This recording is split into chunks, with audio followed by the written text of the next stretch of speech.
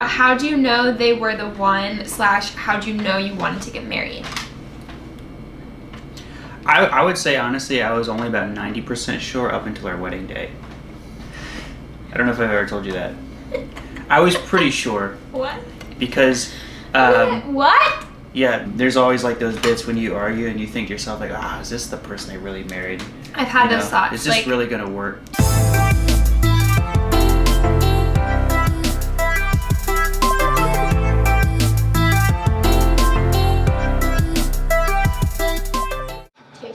Cheers. This is the second time we are doing this video because we are answering questions, and before this I was left at a Wawa because Cassidy forgot her wallet. So I was a little salty, and then our first question in was worst argument we ever had, and did we almost break up, which sent us into a full argument. Which we almost didn't do the video. Probably shouldn't have started with that question, because, yeah, not good. But we worked through it. Now we're back for round 2. What are we doing, Cassidy? Okay, let's try and answer again what the best part of marriage is. The best part of marriage, you being as cute as you are, is very nice. As I flip my hair. Yeah, you're very feminine, and I enjoy having all of your money at my disposal. You were on a roll there until Okay, we're ready. Best part of being married to you, I act like it's annoying, but it's when you, like, I do something and you know my exact motive behind it, or you, like, call me out on something because of how well you just know me. And then I'm always, like, shocked, and I'm like, how did you know that? Like, how did you guess that? I don't know, there's, like, a security in that, I guess. Security, cuteness, and finances. Absolutely true. Financial security and emotional security. Absolutely. How do you know they were the one / how do you know you wanted to get married? I would say, honestly, I was only about 90% sure up until our wedding day. I don't know if I've ever told you that. I was pretty sure. What? Because Cassidy is respected amongst the other ladies. We both know what we want to do, and it was long-term missions. So that worked. We could do that together. You have never offended me, and you were always just nice and fun to be around. And then we could work through conflict resolution together. There are just a bunch of different things, but I feel like there's always a bit of, like, when you get married, like, I'm asking you as if all of you are married, but I'm talking to you too. There's always like those bits when you argue and you think to yourself, like, is this the person they really married? I've had those thoughts. Is this really going to work? Yeah, when we've been in conflict and I'm thinking, like, or I almost, like, for a second regret, and I'm like, dang it. Like, why do I have to be so committed? Because I would love to just pull out right now, but I can't. So then sometimes there's, like, these little regrets of being in it, like a committed relationship. Yeah. I think you taught me that a healthy marriage is a choice. And it's not something that just happens. You make sacrifices and you make it work. And I like making it work with you, so that's how I know it's going to work. Yeah, but I know also that you were having a hard time with marriage because we knew that a marriage is like a covenant and you can't break it. The only way out is death and adultery. Right, and both are heartbreaking. Right, and you don't want either to happen, but that's something that should be entered into with a lot of thought, and I think it's actually healthy to question it. Here's a good one that kind of relates to the last question. What if you start developing feelings for someone you consider your best friend? Which is funny because that's how you and me started. I'd say what you don't do, you don't just flirt with them and see what happens. I like what Caden did a lot, and I would encourage anyone to do this, where it basically went from friends one day to, like, the very next day. He was like, I like you. I'm not sure how you're going to respond to this, but I like you and I would like to date you. And I know in your mind that was scary, but it was a risk that you took. And look where it ended up. Just go for it. Yeah. Go on a Honestly, date, you just have to go for it. If it doesn't work out, it doesn't work out. Yeah. And, like, you can probably still stay friends. It would be awkward at first, but as time goes by, I'm sure you could still stay friends. Yeah, there's no harm going on a date. The most loving thing you can do is just be absolutely clear with all your intentions. Women love that. And guys are straightforward anyway, so you love that too. Yeah. How long did it take to adjust to living with each other after you got married? I'm still adjusting, baby. Yeah, I figured out my patterns and how to approach things, but I still don't. I'll be honest, I don't know if any guy really knows how women are. Our first year of marriage was difficult because there's a lot of those things you bring together. First year of marriage is so hard. I would say like you tried to teach me things, and I hated that, as if I was like a 5-year-old. Like you brought me into the bathroom once to teach me how to put the lid down, and I was so mad because I'm not 7. It's hard as a wife to not be like, can you please put your shoes away? Can you please fold your clothes back in the drawer? Can you please put the lid down on the toilet? Can you please put your leftovers in Tupperware? Like, well, the irony is, if I wasn't so childish, you wouldn't be so momish. yeah. So it falls back on me. Next Yeah, question. but it also falls on the way that you, like, approach. Like, I was learning, like, it's not so much the fact that I wanted to tell you, like, hey, please pick your clothes up off the floor, but it's usually the tone and the way in which I ask you. I can, like, demand it, or I can kind of, like, encourage you to do it. And I think the demanding thing is the mom, and the trying to be the support and the encourager is the wife. We're still adjusting to living together. The first year is the hardest, though, because you fight more about roommates' problems than you do, like, marital problems. Have you had to deal with different theological differences you didn't know about before?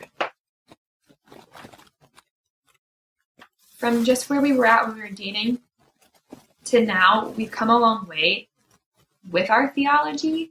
When we first started dating, you and I didn't really have any theological stance. We just knew the gospel and some things in the Bible, which is fine, but then we started to explore like the debate with Calvinism and Arminianism and like all these isms and these philosophical stances of Scripture. Mm-hmm.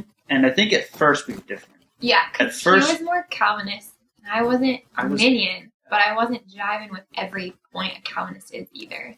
In any case, I think we've settled down. We're both Molinists. It's nice and easy. What else? We don't have any theological differences. Yeah, we're Molinists. Look that up. I'll say this. In the beginning, when you and I did differ on things, it wasn't an issue. Right, because these are all like super minor issues. Like Kaden said, we both have the Yeah. gospel down, and that's really all you need. I know that the points we argue on are not like major issues either, so you're free to debate it with your spouse.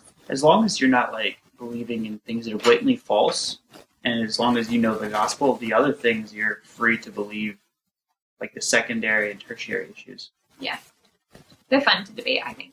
Let's wrap it up with our worst fight. You wanted me to answer this one, but I don't know what you would say our worst fight was.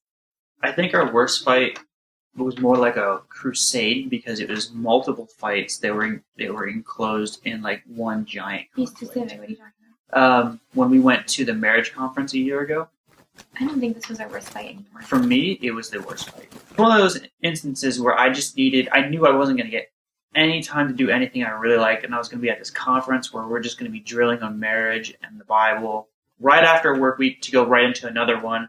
And then I forget what was going on, but else we got. Well, we talked about this same argument when we did our petty marriage like argument video, where is spending and buying the same thing. That conversation actually is what sparked. That's what it was. But we've already talked about that on our other video, which you should go watch. Right. Well, real quickly though, we had agreed to stop spending money, and so she agreed to that, and then immediately started asking me to buy all these Christmas gifts, and I said, hey, what about that whole agreement to not spend? And then she said that's where buying and spending are different, and I said, freaking no, they're not, which started this massive fight, which led to the gas station incident, and then I think I just finally told you I didn't want to talk to you. I cried a lot while You driving. cried a lot. I didn't cry. But the marriage conference really helped us get through that. I would disagree though. I would say our worst fight is what we've had more recently. Our fights about romance, because I do get really disappointed sometimes when you're not initiating romance or reject romance. And that's been super hurtful for me. I think that's something I realized more in the second year of marriage. Huh. Yeah. Probably because it's just way more sensitive to me. It's very difficult to talk about and to like come to terms that that's a reality in our relationship, because that's not something I ever thought we would actually struggle with in marriage. Yeah. Yeah, romance like in any sense makes me almost cringe. I don't like watching romance movies. I don't like having to feel as if I should feel these butterfly feelings because I don't. I don't know. I just feel like I don't like looking into your eyes. See, and I hear this, and I don't know why. I don't feel like that doesn't do anything for me, right? But it's such a deep-rooted longing to like want romance and want him to be a romantic guy, and I don't think that that's a bad desire. So, but sometimes when I hear him say these things, I'm like, dang it, like, am I wrong to want this stuff then? And I don't think so, but I think that there's a balance. I think that there's expectations on my part that need to be more realistic because of who you are, but then there's also, like, you do need to just freaking try. Right, but I do try, and then it feels squirrely, which is why I start joking around. And then you get mad that I'm joking around, and then I just get mad because what do you want me to do? Be romantic! I can't do it. Be romantic! I can't. If I show up with a suit... I need you to! If I show up with a suit on and a rose in my mouth... I want to feel like the biggest freaking idiot. That's not romantic. If I have the flower petals and the candles everywhere, that's cute. I'm gonna feel like a dope, dude. Oh, that's so cute. What am I doing, right? I don't know why. I can't do it. But I'm trying. But I feel like I have romance in different ways. Like if we're just having a good time together and like there's no sarcasm, and you're being nice, and we're talking deeply about life and things, like to me, that's as close as I'm gonna get. I start to feel things. Then the most romantic moments we've had is when we go on walks together. Right. That's nice because we're talking, we're being individuals, we're connecting. He has turned down my initiation of wanting to be romantic, but what you've never once turned down is if I've ever offered to go on a walk. I don't care how cold it is outside, you will always join me on a walk. I've noticed that about you. Yeah, I like walks. And I think it's because when we go on walks, we talk really deeply, and it's really nice, and we get I don't know, they're just really nice moments that we have. I've never had a bad walk with you. We've had moments where you've gotten mad and tried to walk away from me and leave me in a place. You didn't have to bring that up right now. You're right, we've never had a bad walk. I hope this was maybe helpful. Give this video a thumbs up if you want to see a second relationship Q&A sometime in the future. Does it have to be about like love and romance though? Like can it be... Oh my gosh, see what I mean? Can they... Well, hold on, no. But can they ask us questions about anything, or does it have to be about like how we function as a married couple? We can do a theology Q&A. It could be theology.